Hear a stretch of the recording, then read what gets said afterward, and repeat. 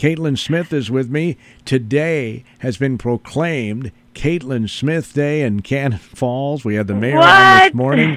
How cool is that? That is the craziest thing I've ever heard.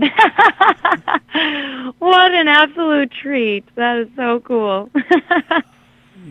I'll bet it is. The mayor's going to present a proclamation, I know, designating today Caitlyn Smith Day in Cannon Falls, and I know they're so appreciative of you coming back home. Man, well, it's an absolute blessing for me to be back, too. I absolutely adore my hometown, and any chance that I can get to come home, I want to take it, so it's good to be here. How's the tour been going? Oh, it's been so good. You know, this is my first headlining tour, the first time I've gone out and played these shows and done this many shows in a row, and it's just really a dream come true.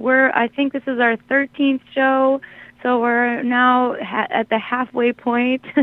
Just been having a great time. It's so fun to like go into some of these cities that I've never ever even been to, and have people show up and be singing along to these songs, and it's kind of blown us all away. So we've been having the time of our lives. Is it kind of hard to remember where you're at? Because you're at a different place every night, aren't you? It is. Sometimes I have to think twice before I say, hello, Columbus, or Vermont. Wait, where am I?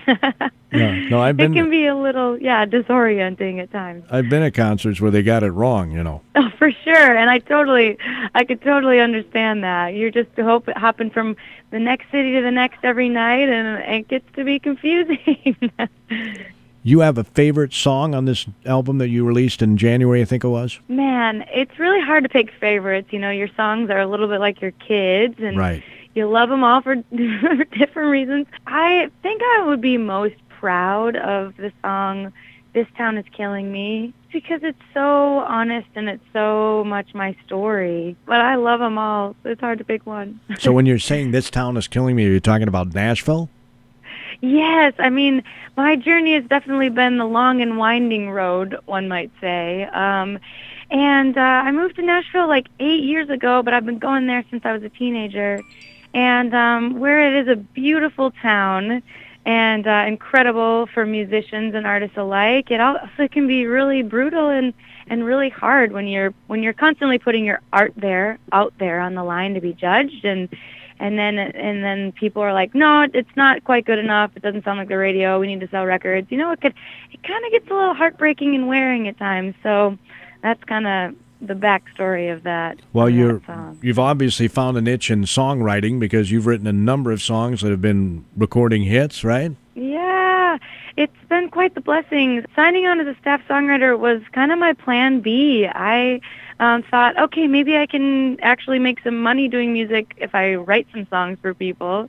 And it ended up working out way better than I had imagined. But I definitely started missing the stage after a few years, and so I kind of wandered my way back to writing for myself. Well, you're an awesome performer. I know you pack a lot of energy in your shows, and people are going to have a great treat to come to your concert. We have a lovely opener, Andrea Davidson. She's from Kentucky. I met her in Nashville, and she is going to be an absolute treat. People are going to love her, and then we'll go on afterwards, so it should be a good night. I'm sure it's a special place in your heart every time you perform there in Cannon Falls. You know virtually everyone there, right? I was just walking around the halls of the high school and kind of walking down memory lane a bit, and it's really so special to be here. So, yeah, I'm really glad to be home. Yeah, well, they didn't have that beautiful auditorium when you were there. No, and it's an absolute treat. It's such a nice auditorium. So I wish they had it when I was back in the day when I was here, because it's pretty awesome. So what's in the offing? You're going to take some time off after this tour's over, or what do you plan on doing? Well, I'm actually not. We'll maybe get a couple weeks off, but right after the Starfire tour, I'm going to be joining Tim McGraw and Faith Hill on their Soul to Soul tour, and that will be all of June. And then after that, I'll hop on the road with Sheryl Crow. And then we've got festivals throughout the rest of the summer and another tour in the fall. And so it's going to be a little busy. I'm trying to figure out where to find a good spot for a vacation in there, too. Yeah, you have some awesome names you're dropping there, man.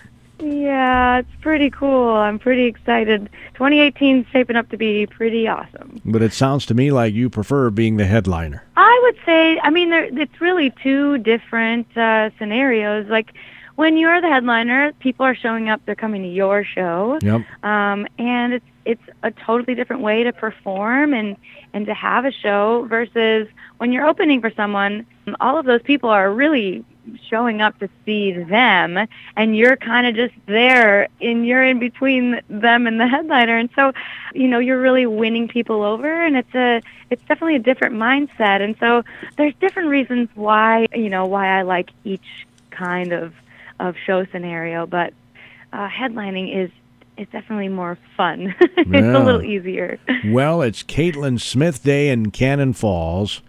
That's so cool.